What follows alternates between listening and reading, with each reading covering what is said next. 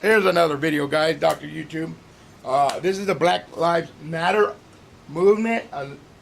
A video to you and how you should be talking to Obama. In the wake of the What he did to you. tragedy in Dallas last night, America's leaders are calling for people to come together. But President Obama and the left, well, like him, they've been doing the exact opposite now for years. They've been sowing the seeds of racial divide and making police officers out to be the bad guys. Don't believe me? Let's take a look at some of Obama's comments about cops over the years. Well, apparently we don't have this type of rhetoric from the president, and the left has made a major impact on race relations. For example, look at these statistics that show that black Americans are worse off in most key measures under President Obama. For example, African Americans on food stamps, if you look at the actual numbers, well, it's absolutely astounding. It is up 58% under President Obama. According to a recent Gallup poll, 35% of Americans now believe that they're worried a great deal about race relations. You have, further statistics that go on and on. The labor force participation rate, that's down by almost 20%. Home ownership rate of African Americans is down 4.6%. Median income is lower for African Americans under President Obama's leadership. And if you look at the number that really scares me, African Americans on food stamps is up by 58%. And joining us now, we have Salem Radio National Syndicated Talk Show host Larry Elder, defense attorney Daryl Parks. Daryl, we just heard people refer to cops as pigs. We just heard people say, we don't need a judge, a trial, a jury. We don't need due process. We don't believe in the presumption of innocence. They're guilty. When you talk about Black Lives Matter, some people, here's a group that said, pigs in a blanket, fry them like bacon. And they stand by that group. And the President of the United States of America invited them to the White House. And Hillary Clinton is seeking their endorsement. Tell me what's wrong with that. A president who got it wrong on Trayvon. Here comes Martin. excuses. He got it wrong in Ferguson. He got it wrong in the Cambridge police. And he has fueled this fire 3 hours before what happened. He's out there jumping to conclusions, and he's supposed to be a constitutional attorney. Doesn't he have an obligation to wait till the facts are in? Sean, I think without question, the president, like most of us this morning, really cried out for those officers who lost their lives in Dallas. So what?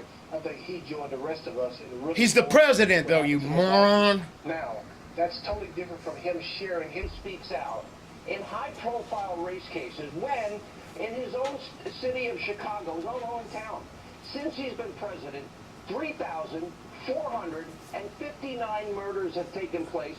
How many times do you think he's spoken out about the murder? Probably of Chicago? once. Do you know? Well, let me say this. He's only spoken out. That's what I mean. He wants to answer the stupid question, you moron.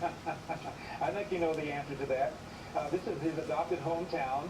And the fact is that Chicago is on track for 700 homicides. A third of the city is black, a third of the city is white, a third of the city is Hispanic, but 70% of the murders are black on black. This is a huge But they problem. blame it on white people I'm not talking about that. and the There's laws. answers for it. And one more thing real quickly.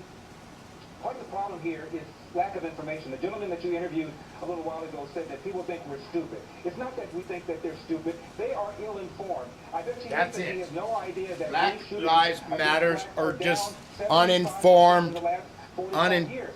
Twice as many whites are informed killed people. by the police versus cops. And of the people that were killed last year by the cops, 965, according to the Washington Post, 74% of them were blacks who were unarmed. We have these protests now that are emerging all across cities in America. This one is in Atlanta. It looks like, from my years of experience, it looks like Peachtree Street. I can't say for sure, but that is Atlanta. We'll go to the ground in a few minutes. I go back to Daryl Parks. He said that Cambridge police acted stupidly before he had any facts or information. He said that Trayvon Martin could have been my son, or that could have been me 35 years ago. If you were robbing people, yeah. With that, in every case, Daryl, without any evidence presented, without any facts given, and when the facts came in the case of Ferguson, you had black eyewitnesses that saw Michael Brown fight a cop for his gun and charge a police officer, and that officer's career was ruined. Why does this president rush to judgment in those cases, and he's utterly silent about 3,459 murders in his own hometown of Chicago, and he's virtually silent Because on Obama's a coward. I don't think he's silent on him, Sean. He is. 9 times he's spoken out in 8 years. See, and they want to stick up for him. Well, you're a bunch of idiots. 59 murders, mostly black-on-black crime, and he's been virtually silent. Why? Well, I think part of what you got to look at, Sean, is that although he's the president, he has a Congress that continues to defy him every day that they can. Excuse me, because it doesn't fit his racial narrative and agenda, Larry Elder? Huh.